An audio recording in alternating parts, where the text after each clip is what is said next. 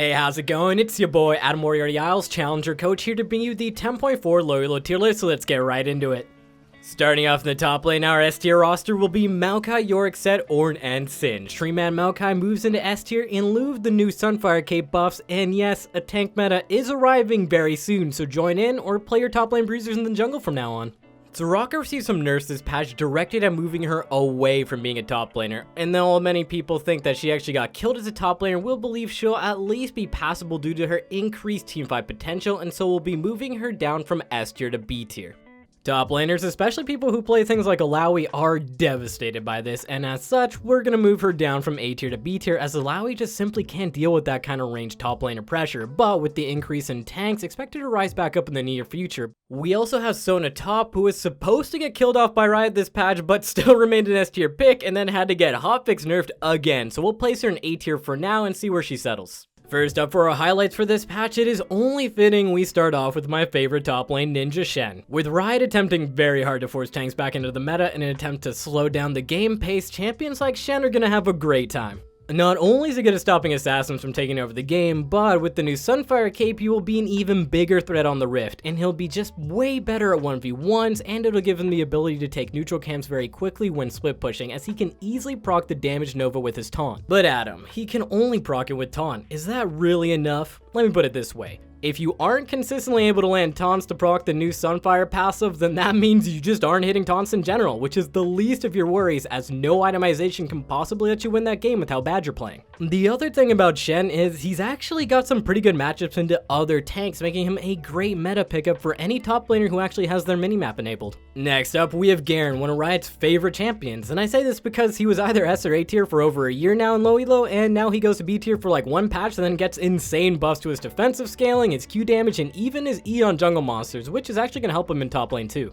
With a lot of people going over to the tank side, Garen will be a decent option to counter them, as he can win trades and apply lane pressure, followed by just roaming into the enemy jungle, stealing their camps or the enemy jungler's life. Now don't get me wrong, he isn't as overwhelming as Darius, who might end up in S tier in his own right, but Garen is still very difficult for a lot of tanks to deal with due to his regen and armor pen, and his W giving him a lot of tenacity if timed right, which, you know, if we're being honest here, shouldn't be too hard, as it's the only micro-intensive thing a Garen player needs to focus on. In terms of matchups, if you avoid things like Mordekaiser, Set, or Darius, he tends to stomp popular meta picks like Riven, Renekton, Jax, or tanks at this level of play, so pick him up if you like running at things until they die or you die. That means that our last top laner will be GOAT of top lane, Ornn. He is without a doubt the greatest of current times, and will be moving to S tier as a disgusting champion who is a tank with several 100-0 combos for some reason. He is likely the biggest benefactor of the Sunfire changes, as he is a champion who often rushes at first item, and then he can even upgrade it, and if I'm not mistaken, can even proc the new Sunfire passive when he autos someone with a brittle, giving him such an easy time to proc it. Even if it doesn't, he's still got his ultimate and his Z, so no problem there. You know, as if Ornn needed even better trading patterns or more teamfight impact. I'm all for champion diversity in League of Legends, you know, bring in different classes, but sometimes,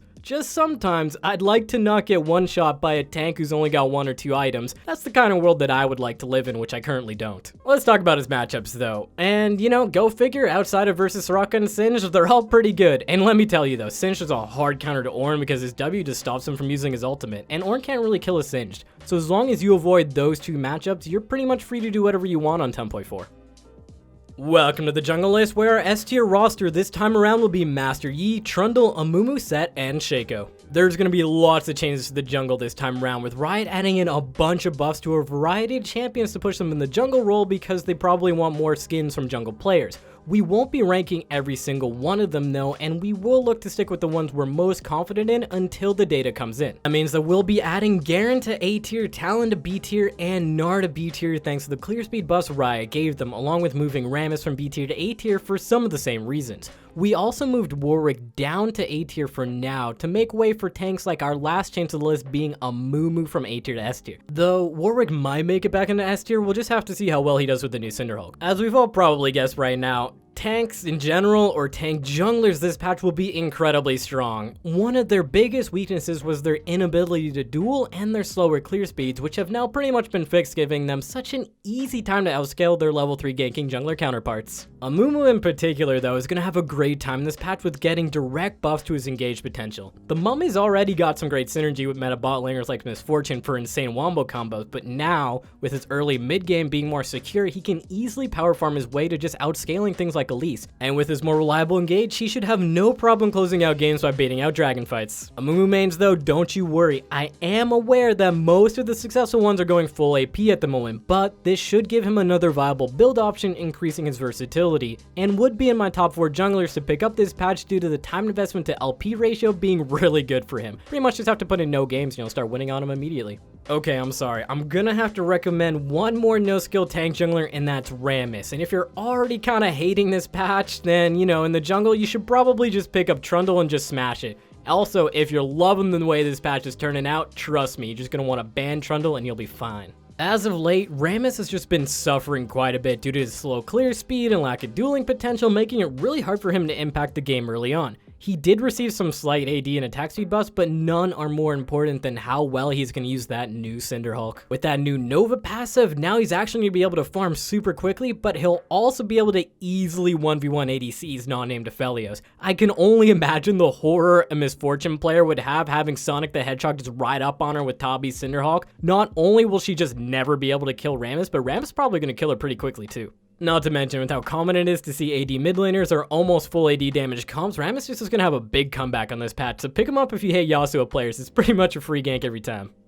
Okay, so don't worry, I'm going to highlight one non-tank meta jungler in this meta, as she received a lot of minor buffs that are going to help her out, and that's Vi. Vi received a bug fix this patch where her first auto attack after her Q lanes actually procs keystones now. This is important because she's one of the few Halo Blade users in the game, and you know, that also got a minor buff recently. Keep following me down the rabbit hole on this one. Alacrity is a common secondary rune choice and it got buffed, while perfect timing a keystone all Vi players, or you know, to be honest, all jungle players just in general hate, was severely nerfed for control mages to use. You know what lane Vi likes to gank the most? Mid lane. Which lane do control mages live in? Boom, mid lane. So when you combine all these minor changes in correlation with an increase in tank junglers, which Vi does fine against, you should see a lot of success on her on this patch. That means you'll want to pick up Vi if you want to play a carry-oriented jungler who isn't based around ganking at level 3 and then getting outscaled. Moving down to the mid lane, our S tier roster will be Diana, Fizz, Swain, and Mordekaiser. For our changes this time around, we got Sylas slotting into B tier, as he's good into tanks and the extra Q base damage he receives should help him out with some wave clear breakpoints. Aurelion Sol received a nerf to his W damage, so we are moving him down from A tier to B tier for now, while also taking Nico and Galio off the list into the Shadow Realm. I know no one cares about Galio, but lots of people like Nico, and that's great and all. I think she's a for fun champion too, but she's just slightly below average in terms of power and will be getting worse when tanks come in because she just lacks DPS. That means that first up we have our very own S tier pick, Swain. Let me explain something about him. So I do in fact read the comments almost every single one for about a week on all of the videos, and most of the common questions that I get are pretty much talking about why Swain is S tier. This is where I gotta admit something to all of you. He just isn't an S tier mid laner. He's an S tier mid laner in low elo only. He holds around a 54% win rate in gold and below, 5.25 in plat, and then around 50% as you go higher up in diamond. But because this is the low elo tier list video, this level of strength is perfectly suited for S tier, as the meta is very melee focused with either assassins who can't kill him or tanks who, you know, can't kill him, which allows him to bully lane and just pop his ult to 1v2 if he gets ganked. You know, this is just pretty much what happens. A lot of people underestimate the power of his ultimate at lower levels of play, allowing him to play wildly aggressive in lane and in teamfights without a care in the world. So if you're around gold or below and you want to climb, Swain's your guy. Next up, we got pretty much the opposite of Swain's win rate curve, and that's Katarina. This champion does okay in low elo, probably middle of the pack below gold, but once you hit gold, she starts to do better, and the second you hit plat plus, boom, she just pops off and is an S tier pick in solo queue at the moment due to how quickly she snowballs games due to the increased amount of chaotic objective fights. This means if you're looking for a champion to put some time into and you're willing to put in the effort in a bunch of games to learn her mechanics, you'll be rewarded by not meeting any blockers due to champion strength as you climb up. In fact, you'll actually find it gets pretty easy to get through platinum with her compared to how you might, you know, struggle at the beginning if you're learning her in gold or below. Now you might be thinking to yourself that she might do worse this patch due to the increased amount of CC and tanky targets, but she does in fact have a Conqueror setup that deals with that pretty easily as she becomes really hard to kill and non-DPS champions just don't have the damage to get through all of her healing. Not to mention, like other assassins, she will benefit from the decrease in perfect timing users, so if you like pentakills, I think she might be the mid laner most likely to get one despite having 60 CS at 20 minutes, because as we all know, Katarina mains only see champions, not minions. In light of the blatant Articuno copyright infringement, Nivea will be the last mid lane champion we highlight. Like, come on, the only thing they could have done to make a lawsuit more impending is to create Moltres and Zapdos skins for her, but you know, anyway, she's gonna be a pretty strong pick on 10.4. The reason for that is the meta will likely revolve around tanks running at you, along with, you know, the occasional assassin or bruiser to join them. And if there is a single champion in mid lane that is good at stopping people from running straight at you, it's a Nivea. For the tanks on 10.4 to actually use their new overpowered Capes of Sunfire or Cinder Hulks, they actually need to get into range, which is simply impossible due to a Nivea's zone control from W and Alt, and even her Q.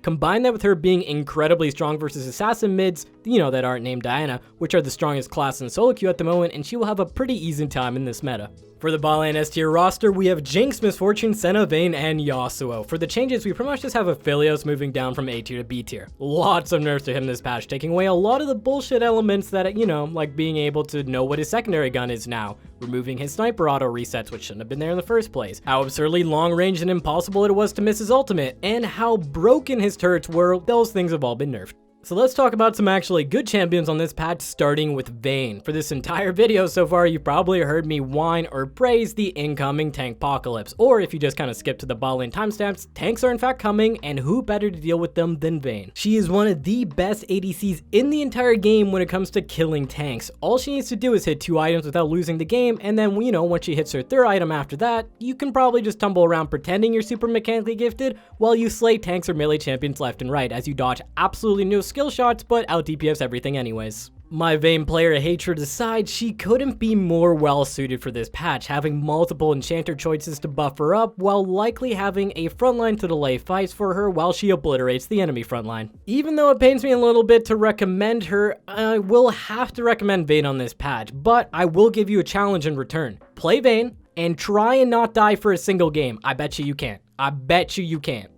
Next up, we got another champion that is going to benefit from a frontline heavy meta, and that's Jinx. Though her single target DPS isn't as strong as Vayne's, her DPS in a fight due to her long range and AoE autos can definitely compete. Not to mention, unlike Vayne, she actually has some utility spells, making her not completely useless if behind. The other reason I like Jinx a lot for this meta is every single time a tank meta shows up, you get a bunch of players who they don't actually know how to play tanks. They don't know the concept of like peeling or really how to tank at all. They just walk forward and, you know, quote unquote, they zone people, which is pretty much the art of tanking free damage and then dying while overextended in a fight and then complaining you had 5 people on you in chat afterwards. Jinx though, she's a champion that takes full advantage of bad tank players because that one kill will let her reset and clean up a whole fight, and you better believe with how frequent and messy dragon fights are recently that Jinx will get that reset. That means you're gonna want to pick up Jinx if you have a soul, otherwise you should pick up Vayne if you're a soulless soul stealer.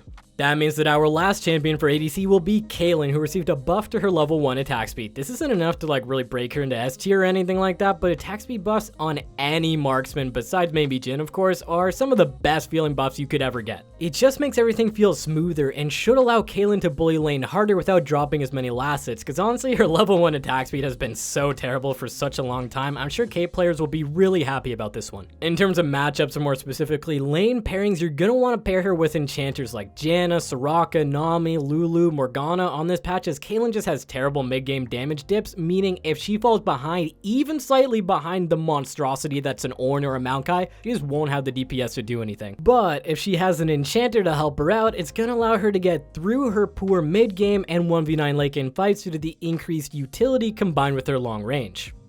And lastly, for support, our S tier roster will be Janna, Sona, Nami, and Taric. The only 2 changes we're gonna make to the list this time around are moving Morgana down from A tier to B tier, as she does worse versus the increase in enchanters, but also she's just losing that old perfect timing, and she was likely the best user of it, so she will still be fine as a counter pick, but no longer blind pickable unless you're an absolute god at her. The other is moving Soraka down from S tier to B tier for now, as her nerfs might have been a little harsh, but we will see her climb back up with her hotfix buffs, as well as people adjusting to her new playstyle.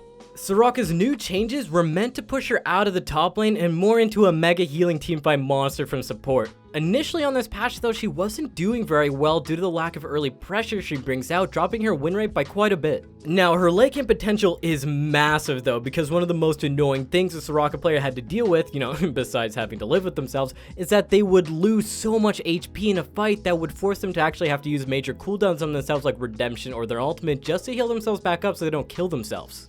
With the removal of her HP sacrifice at max W rank, she will be pumping out those heals like she's topping the healing meters in a WoW raid. I kid you not, a Maokai or Ornn with Soraka healing them is just never gonna die, unlike your tank in raids. I do feel like initially, due to her more different passive playstyle where she's not bullying lane for some reason, she will do worse on in this patch, but once people play more into her late game and the hotfix buffs pop in, I think she'll do a lot better.